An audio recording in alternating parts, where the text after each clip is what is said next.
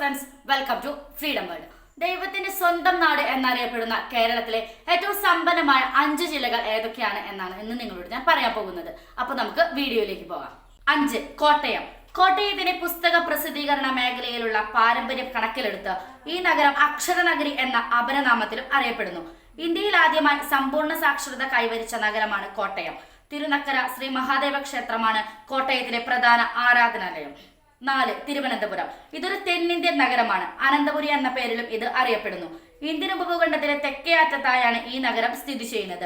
നിത്യഹരിത നഗരം എന്നാണ് ഇന്ത്യയുടെ രാഷ്ട്രപിതാവ് മഹാത്മാഗാന്ധി തിരുവനന്തപുരത്തെ വിശേഷിപ്പിച്ചത്. 3. ആലപ്പുഴ. കിഴക്കിന്റെ വെനീസ് എന്നറിയപ്പെടുന്നു. വിശാലമായ അറബിക്കടലിന്റെയും അതിലേക്കൊഴുകുന്ന നദീ ശൃംഖലയുടെയും ഇടയ്ക്ക് സ്ഥിതി ചെയ്യുന്ന നാഴികക്കല്ലാണ് ആലപ്പുഴ. 1957 ഓഗസ്റ്റ് 17 ആലപ്പുഴ ജില്ല രൂപീകരിക്കപ്പെട്ടത്. 2. കൊല്ലം.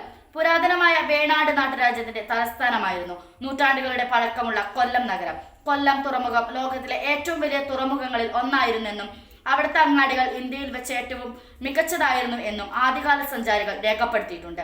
1. എറണാകുളം. കൊച്ചിയിലെ നഗരവിഭജനത്തിൽ നിന്നാണ് ഈ പേര് സ്വീകരിച്ചത്. കേരളത്തിലെ ജനസംഖ്യയുടെ 9%-ലധികം ആളുകൾ വസിക്കുന്നു. കാക്കനാടാണ് ഇതിന്റെ ആസ്ഥാനം. സംസ്ഥാനത്ത് ഏറ്റവും കൂടുതൽ വരുമാനവും ഏറ്റവും കൂടുതൽ വ്യവസായങ്ങൾ ഉള്ള ജില്ലയും എറണാകുളം ജില്ലയാണ്. ഈ വീഡിയോ നിങ്ങൾക്ക് ഇഷ്ടമായെങ്കിൽ ലൈക്ക് ചെയ്യുക. അതുപോലെ നിങ്ങളുടെ അഭിപ്രായങ്ങളും നിർദ്ദേശങ്ങളും കമന്റ് ബോക്സിൽ ടൈപ്പ് ചെയ്യുക. Thanks for watching.